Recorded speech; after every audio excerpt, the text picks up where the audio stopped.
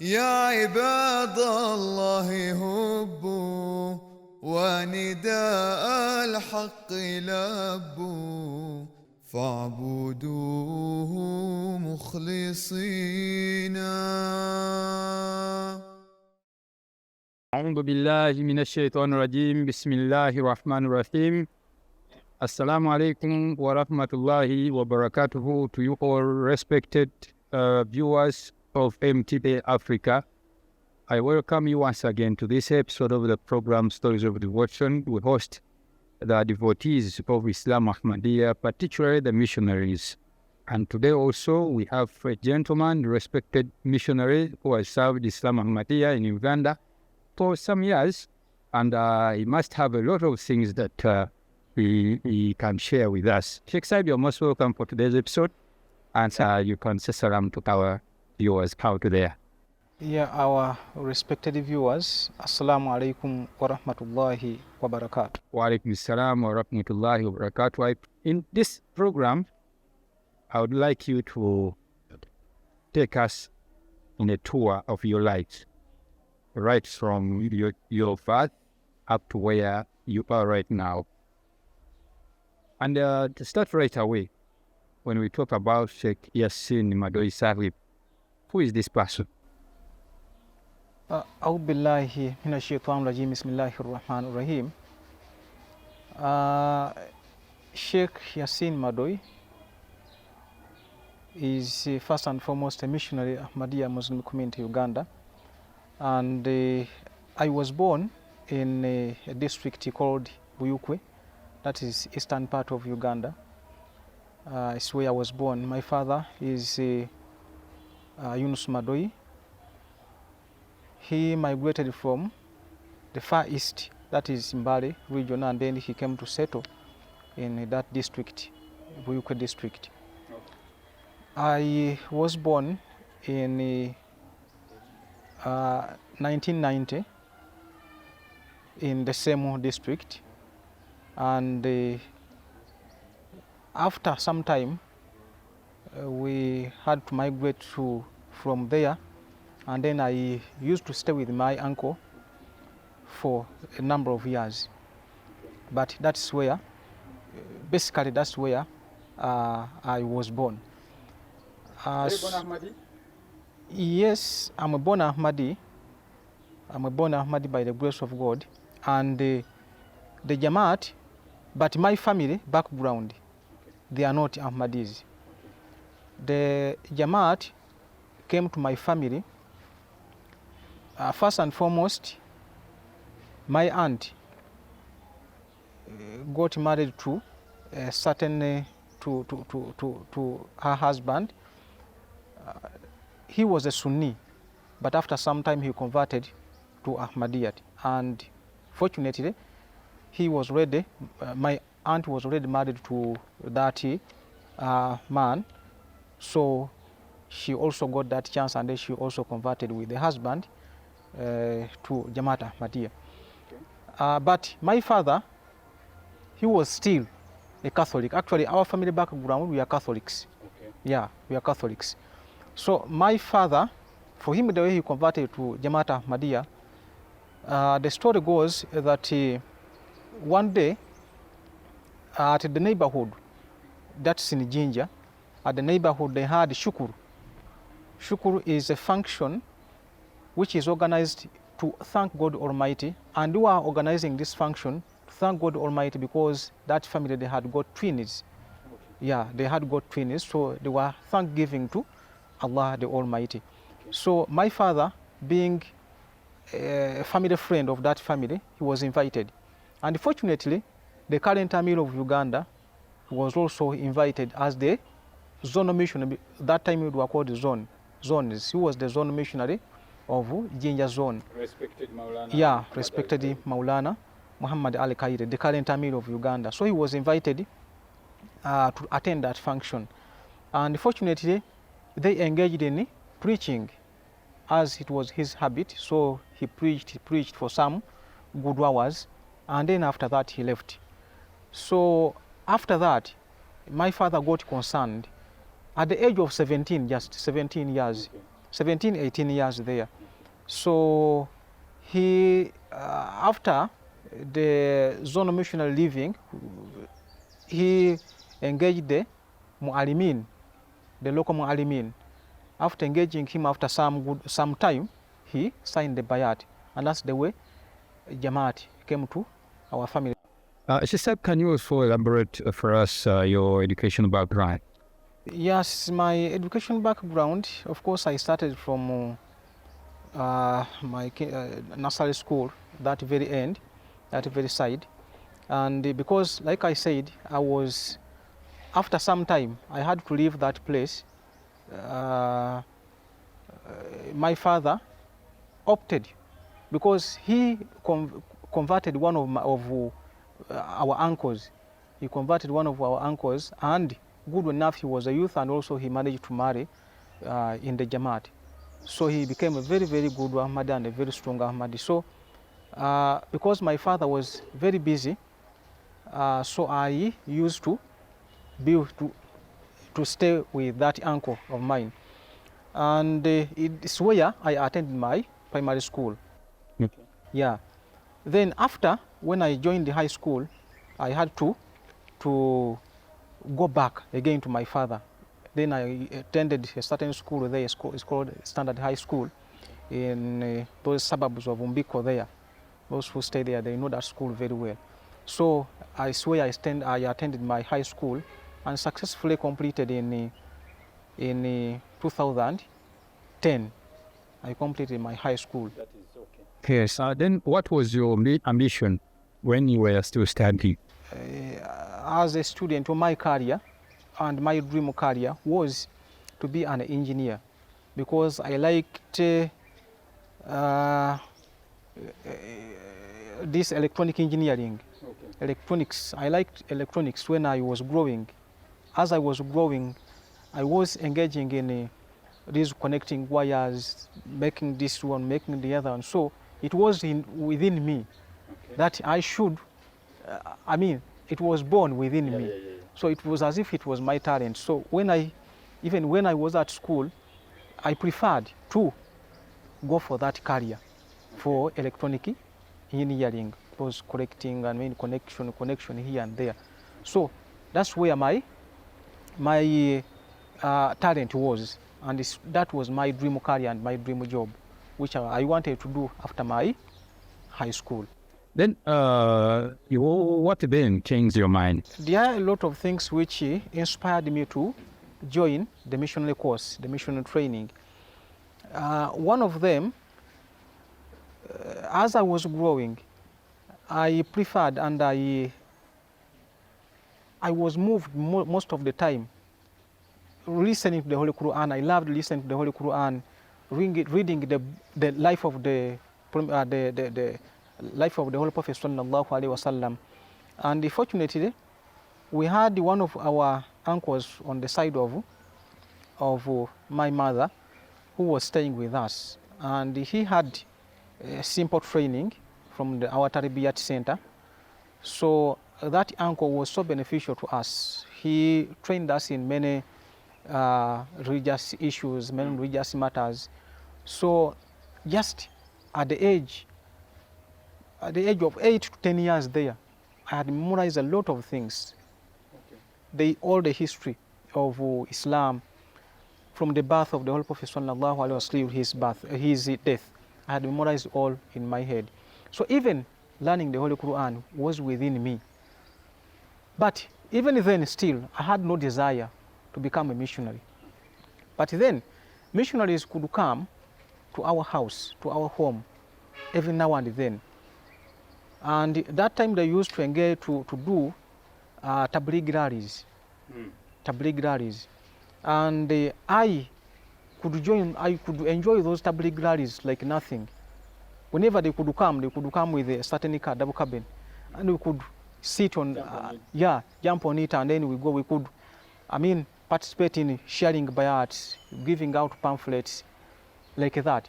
But even taking you back a little, even at school, like a certain Quran, which was translated, I think it was the first Quran which was translated in our local language, Uganda. That Quran was translated in 1984 around, if I'm not mistaken, and it had a commentary, and that commentary, most of it has a lot of body quotations. So I could use that Quran at my school, that is high school, to engage them, even teachers.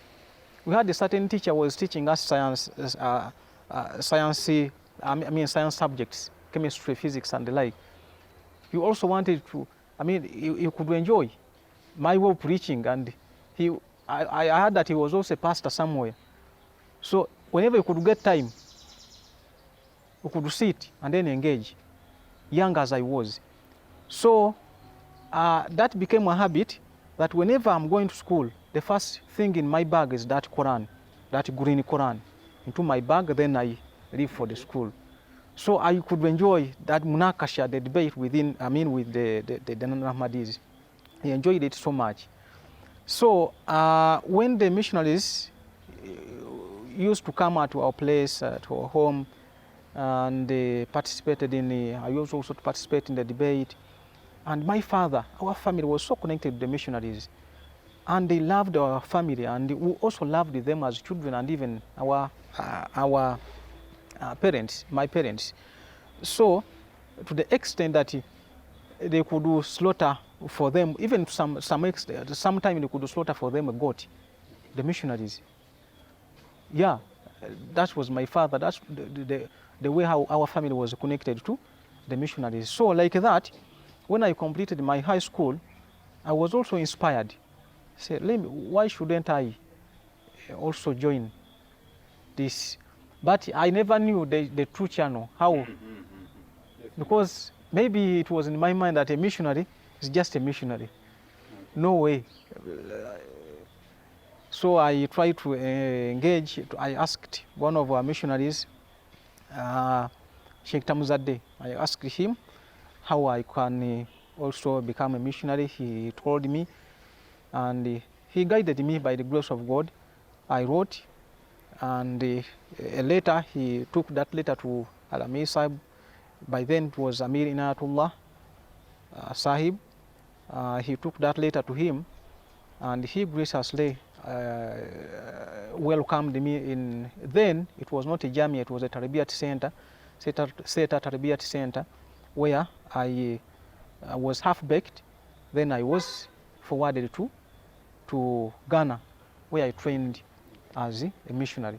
Yeah, Jamia life, of course, anything which is good, they need struggle to achieve that thing. Even the secular education also has a lot of challenges.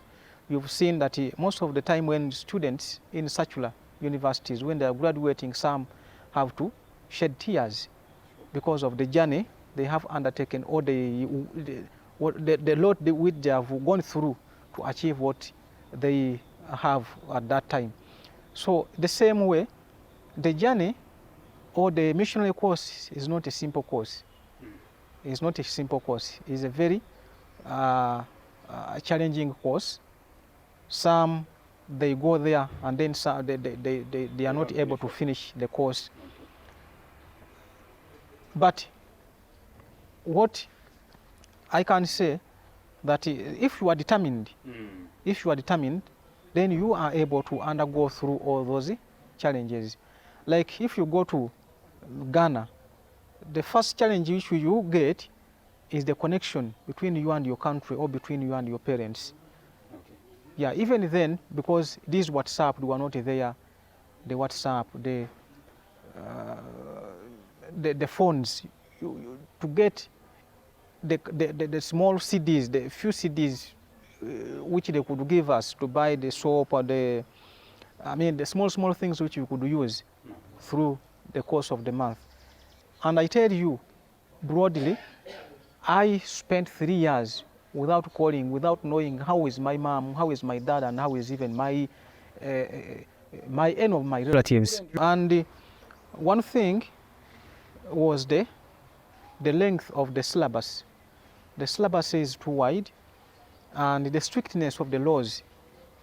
The strictness of the laws, much as they are training a murabi, so they restrict you to a lot of things to train you, so that if you are able to go through the training, you become a successful missionary or murabi within the field. If you are not able, then it means that you will not be able to withstand the challenges which you will face in the field.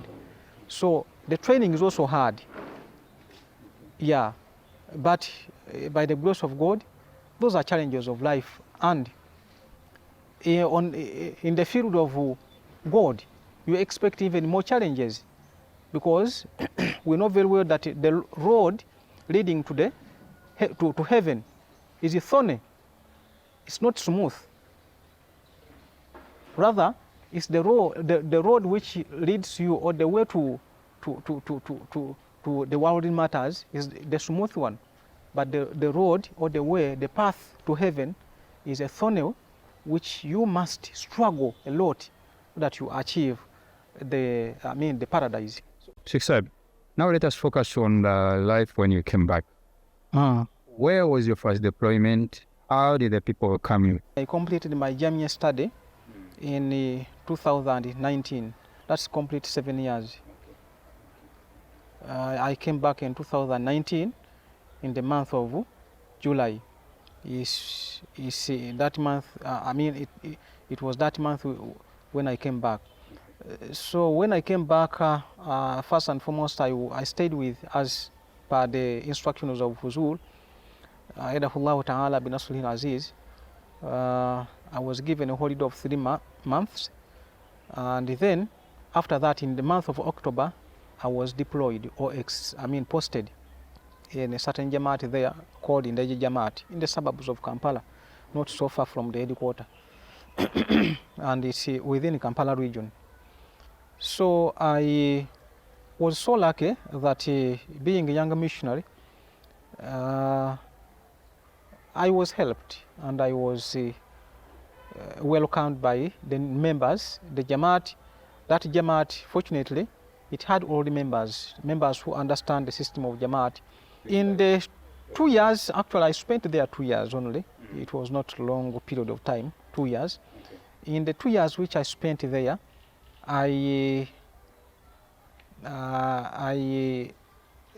got some challenges, and some of those the few challenges which I faced is the munakasha, or the debates which I I used to engage in with because the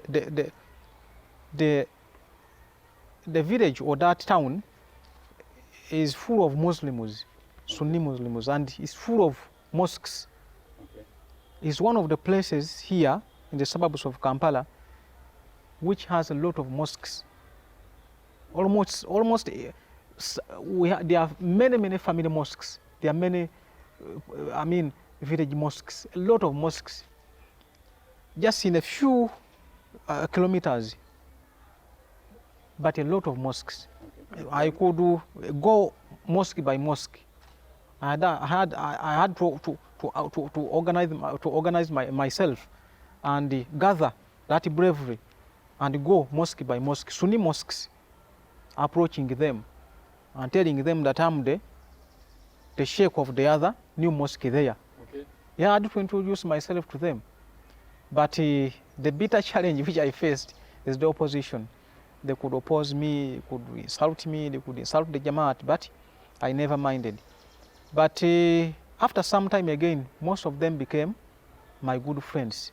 Okay. Yeah, my good friends, because I had the chance that some of the humanity first exercises could happen there. They could organize some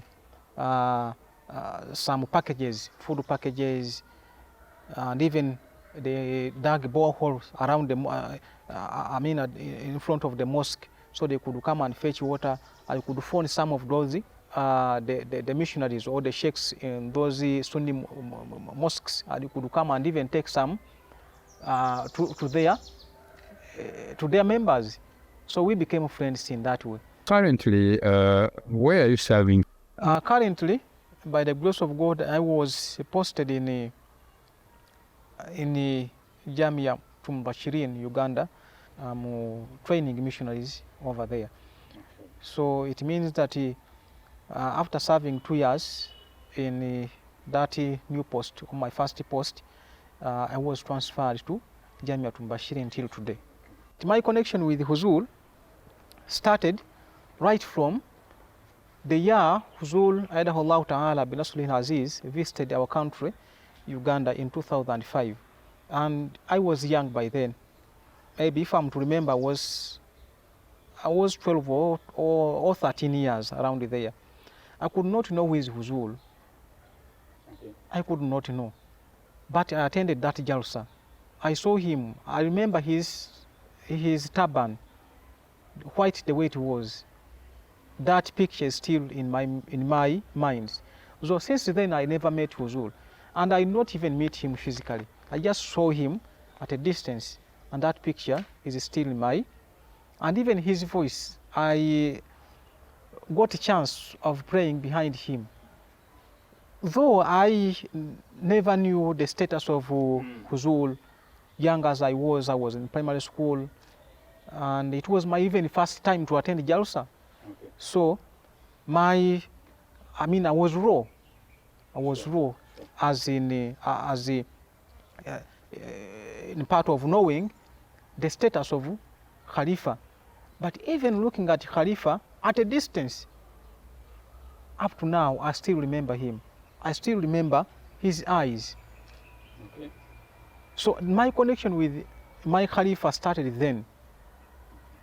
And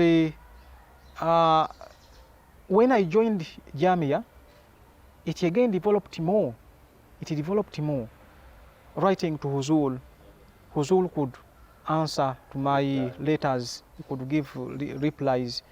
And when I was in Jamia International, I used to get many replies written by his hand and signed by him himself, not by private secretary, but by him himself, Huzul himself, signing and writing and giving me a reply to my letter which I have written to him.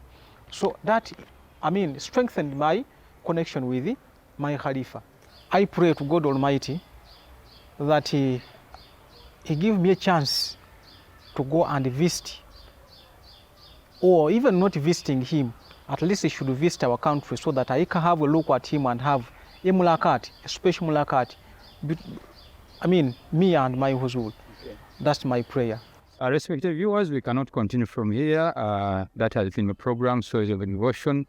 And inshallah, we shall be meeting next time with another episode, with another missionary, with another experience. Inshallah ta'ala. Sawabude tualfa.